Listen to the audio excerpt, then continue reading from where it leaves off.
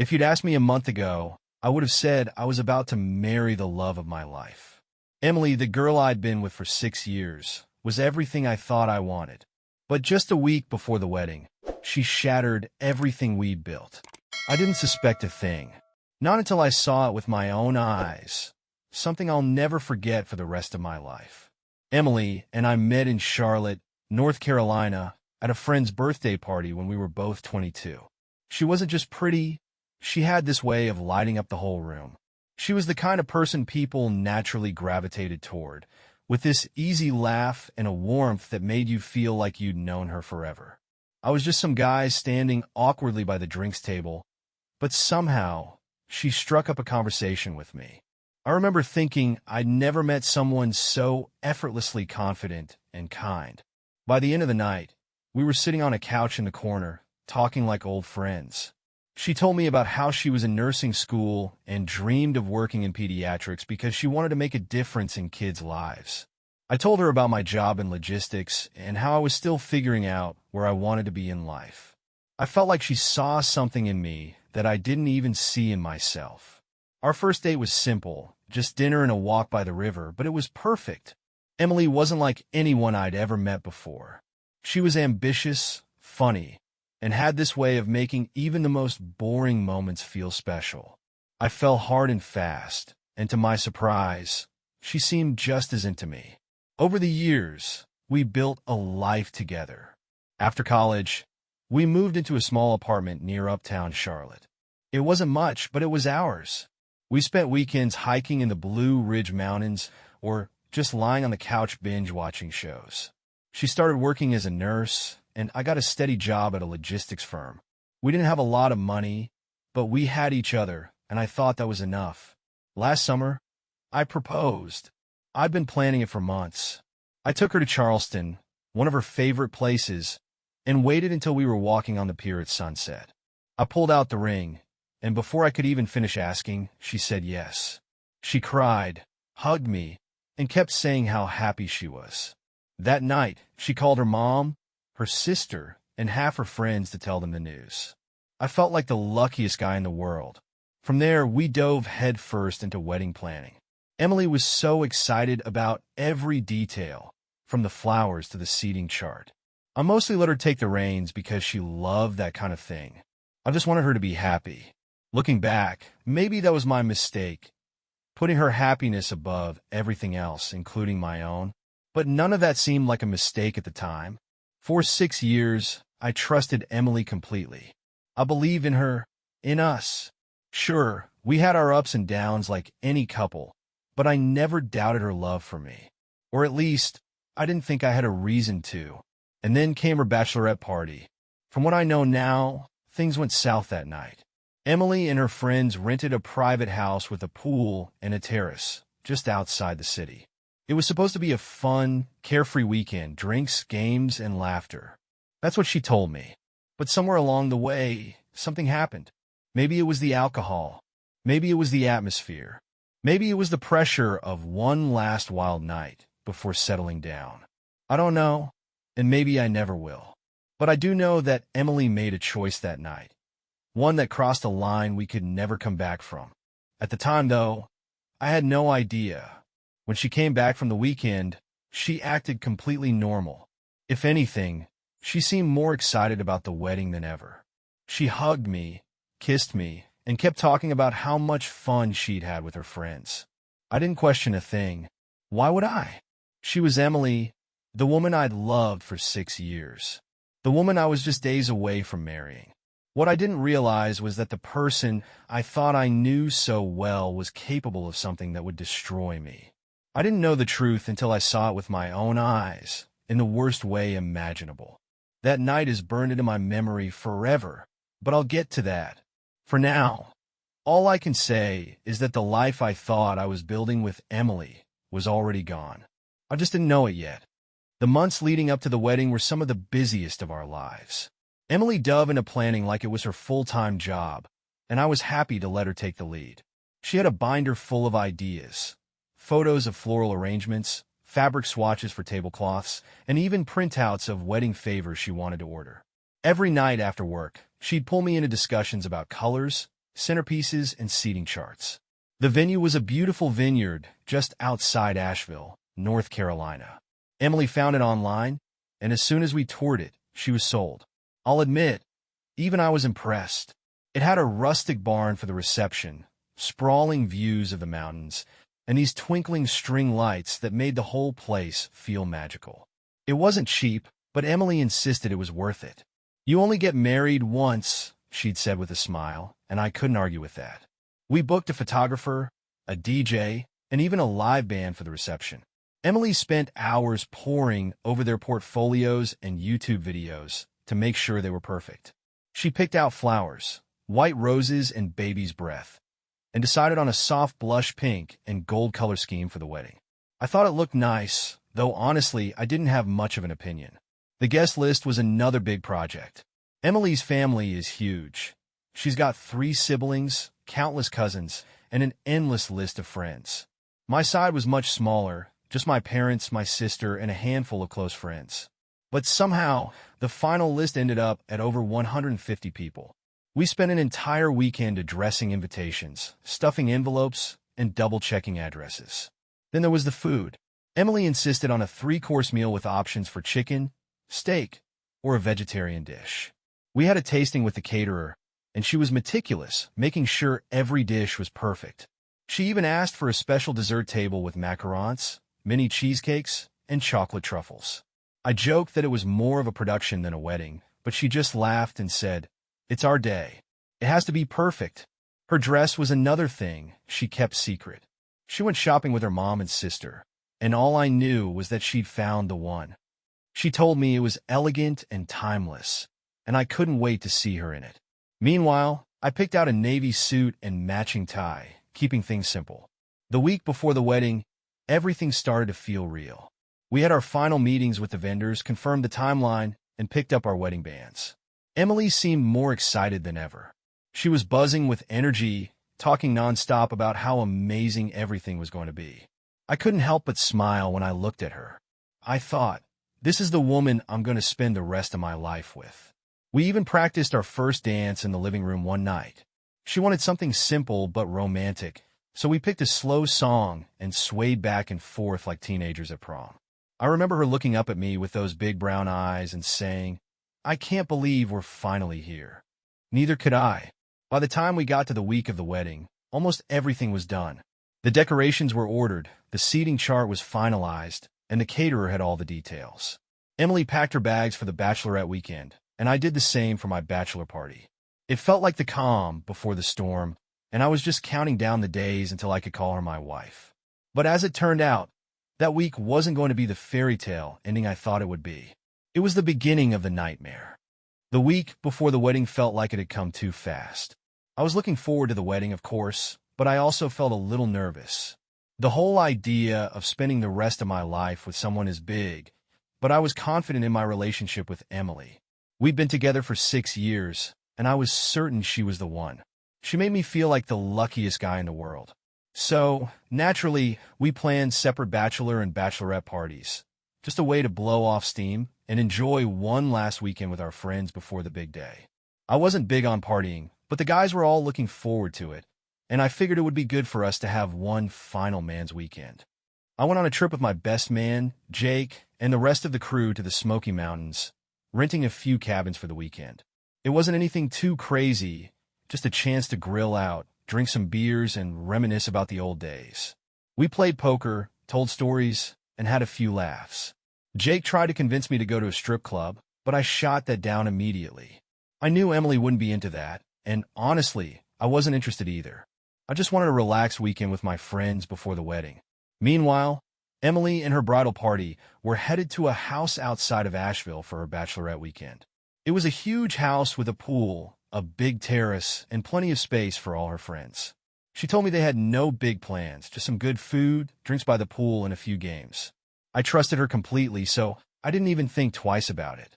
She and the girls were just having a low-key weekend to celebrate before the big day. We were texting a bit over the weekend. She sent me pictures of her and her friends in their matching robes, toasting with cocktails. They look happy, carefree. I figured it was just the kind of time everyone needed before the big day, and I didn't expect anything to come of it. But things weren't as simple as they seemed.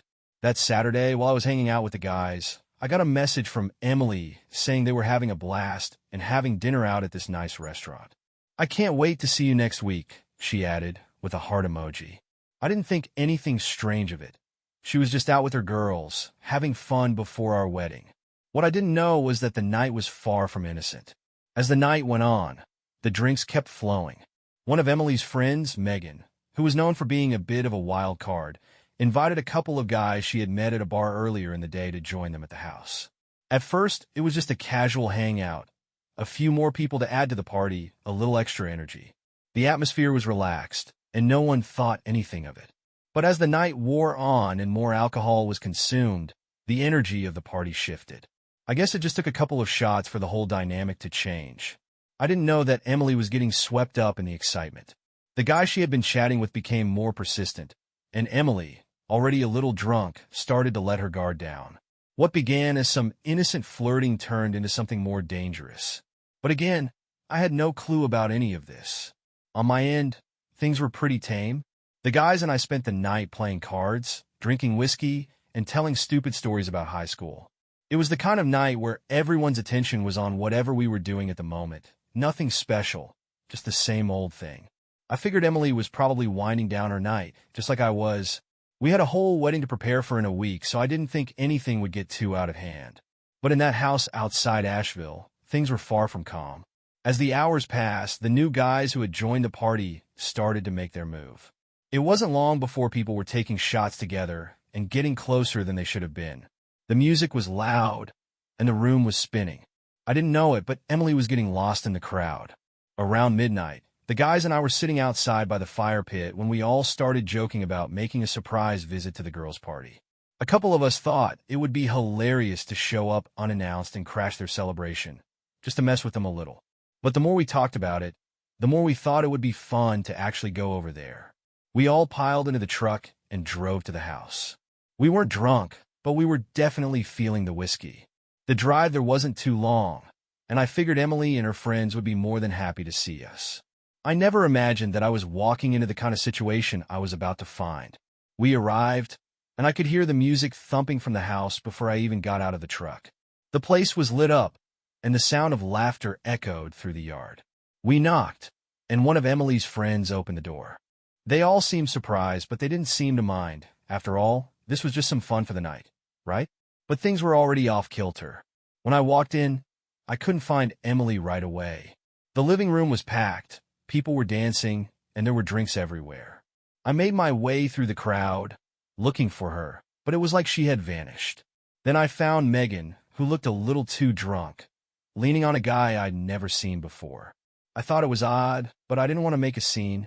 I kept looking around, thinking maybe Emily had gone upstairs or to another room. Finally, I made my way to the back of the house and up a small staircase leading to the bedrooms. I heard laughter coming from one of the rooms, and that's when everything shifted. I opened the door, and my stomach sank. There, in the dim light, was Emily, drunk, disheveled, and tangled in the sheets with someone I didn't recognize. The guy was half-dressed, and Emily was kissing him with an intensity that made my blood run cold. My heart dropped to my stomach, and the room spun as I stood there, frozen, unable to believe what I was seeing. She didn't notice me at first, but when she turned and saw me standing in the doorway, her face turned pale. I couldn't find words at first. It was like everything around me had gone silent. But the hurt, the betrayal, it hit me like a freight train. I didn't say anything to her. I just turned around and walked out of that room. My mind in chaos, my world shattered. I went back to my guys without saying a word, my heart racing and my head spinning. I couldn't process what had just happened, but I knew one thing for sure. Things would never be the same again. The minutes after I left that room felt like they stretched into hours. I didn't know what to do. I didn't know what to think. I just stood there in the hallway, my mind replaying the image of Emily and that guy, tangled together. I had seen it with my own eyes. There was no mistaking it. She was with him, and they were making love. I couldn't wrap my head around it. Emily? The woman I was about to marry? How could this happen?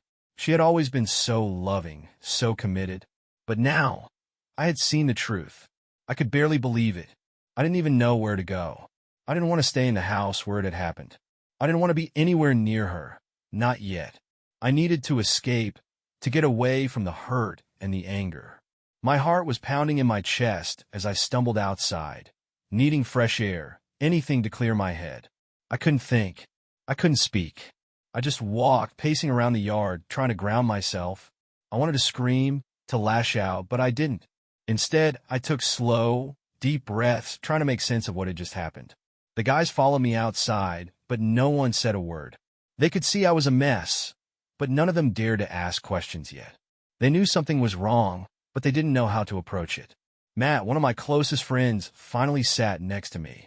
He didn't say anything at first. He just sat there with me in silence, letting me process everything. It felt like I was in a fog, my mind clouded with 1,000 questions I couldn't answer. Eventually, I broke the silence. I saw her. I muttered, barely able to get the words out. I saw Emily with him. Matt didn't ask who him was. He didn't need to. He understood. Jesus? I'm sorry, he said quietly, his voice filled with sympathy. He didn't ask for details. What could he say? What could anyone say? I was still shaking. I hadn't even called Emily yet. I didn't know what to say to her. I didn't know how to confront her about what I had seen. The fact that she had betrayed me, betrayed us, left me feeling like I had been punched in the gut. I just needed space. I pulled out my phone. I wasn't ready to talk to her. I didn't know what I could say or how I could even face her after what I had witnessed. I couldn't even imagine how I'd start the conversation, knowing that she didn't even remember what had happened. To her, it might have been a drunken mistake, a blur, but to me, it was everything. I stayed in the living room for hours, just sitting there, feeling the weight of everything pressing down on me. The truth was right in front of me, but it still didn't feel real. How could I have been so blind? Finally, I made up my mind. The wedding was off. I didn't need to wait for her to confess. I didn't need her to tell me it was a mistake. It didn't matter anymore. I had seen what I needed to see, and that was enough. I called the wedding planner first thing the next morning and canceled everything. The venue, the caterers, the photographer, everything. I didn't care about the money we'd lost. I didn't care about the embarrassment it might cause. I wasn't going through with the wedding. Not after this. Later that day, I called Emily.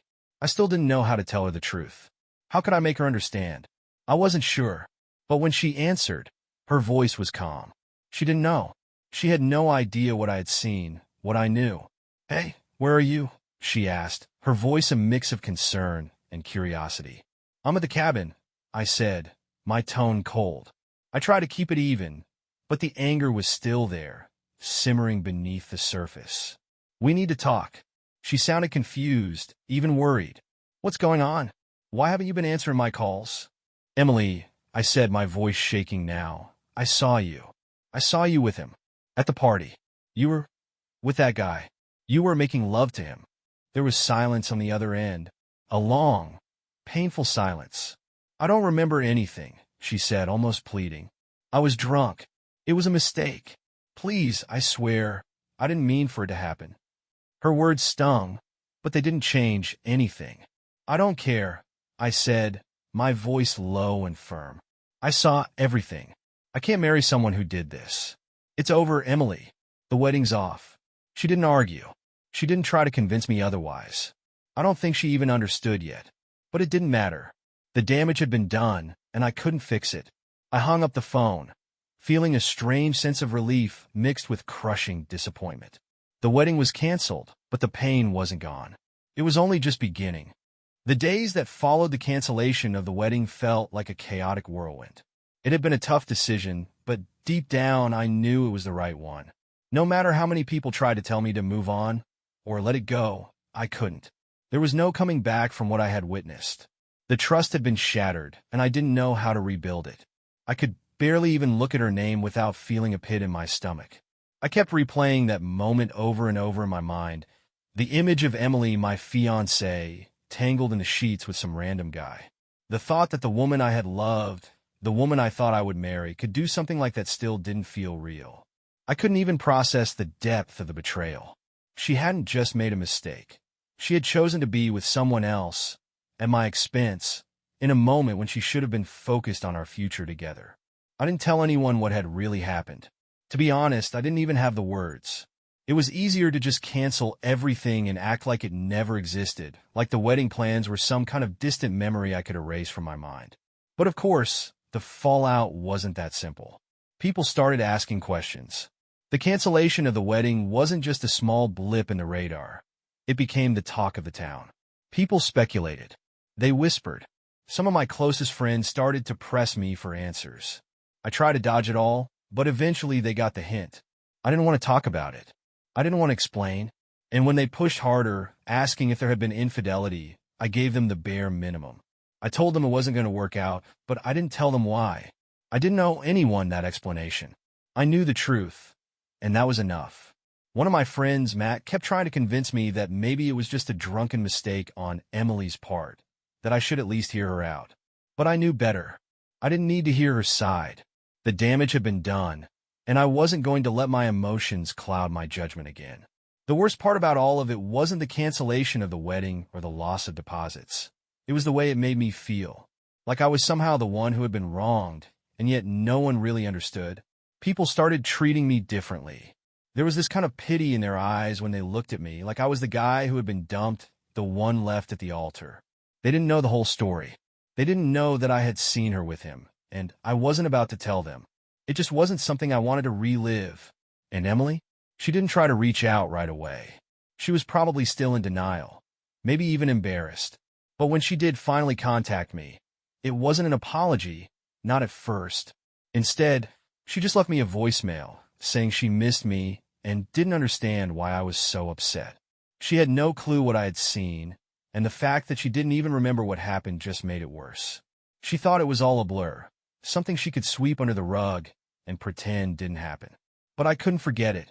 I couldn't pretend that seeing her like that didn't change everything. The first time I saw her after the cancellation was a week later. She came to my apartment, her face full of uncertainty and guilt. She looked like she was about to break down, but I couldn't muster up any sympathy. I had no words for her, not right away. She didn't know what to say either. I think she was waiting for me to make the first move, to give her some kind of opening. But I couldn't. "I'm sorry," she said finally, after what felt like an eternity of silence. "I really am. It was a mistake, and I didn't mean for it to happen." I shook my head. "You don't get it, Emily. It's not about a mistake. It's about trust. You broke something that can't be fixed." Her face crumpled as she tried to hold back tears, but I couldn't feel bad for her. Not this time. She didn't even remember what had happened, and that was just another slap in the face. She tried to apologize, but I didn't want to hear it. I didn't need her words anymore. They were hollow, empty. It wasn't just what she had done. It was how she never took responsibility for it. It was how she never acknowledged the depth of the betrayal. Instead, it was as if she thought we could just move on, that we could pretend like nothing had happened. But I couldn't, and that was when I knew. I was done. The rest of that week was a blur of cancellations. Vendors, the venue, everything. There was so much to deal with, and some things were easier to let go of than others. The wedding planner was understanding, but the venue? Not so much. They made me jump through hoops to cancel the contract, even though I was technically within my rights. The caterers didn't care. The florists were relentless about their cancellation fees. I didn't care about the money anymore, but it felt like another reminder of everything that had gone wrong. Emily continued to text me, but I couldn't bring myself to respond. She sent me messages that seemed more like an attempt at justification than an apology. She didn't understand why I was so angry. She didn't understand why I couldn't just forgive her. But how could I? After what I had seen, after everything that had happened, how could I ever go back? Eventually, I blocked her number. I didn't need to hear from her anymore. The apologies didn't matter. The wedding was over. The relationship was over. I still wonder how things might have turned out differently if I hadn't walked in on her that night. If I hadn't seen what I saw, would I have forgiven her? Would I have been able to forget and move forward with our lives? Maybe, but I can't change what happened. I can't unsee the betrayal. The months that followed were tough. People in my circle asked about Emily, some with sympathy, others with judgment. I didn't have the energy to explain the whole situation, so I just told them the wedding had been called off and left it at that. Most of the time, I just focused on moving forward, even if it felt impossible at first. Time, however, has a way of healing even the deepest wounds. I met new people, went on a few dates, and eventually I started to feel like myself again. The anger and the betrayal faded into the background, though I'll never forget how deeply it cut. What Emily did to me, what she did to us, was something I'll always carry with me. But eventually, I was able to let it go. I had to. I knew I deserved more than that. I deserved honesty, trust, and loyalty, things she couldn't offer. And that's why I walked away, no matter how hard it was. Looking back, I realized that the betrayal was the best thing that could have happened in a twisted way. It forced me to see the truth. It forced me to take a step back and reevaluate what I wanted in life. And while I still have scars from that experience, I know I'm stronger because of it. I don't know where Emily is now, or if she's learned anything from it. But I've learned one thing for sure: never settle for less than you deserve.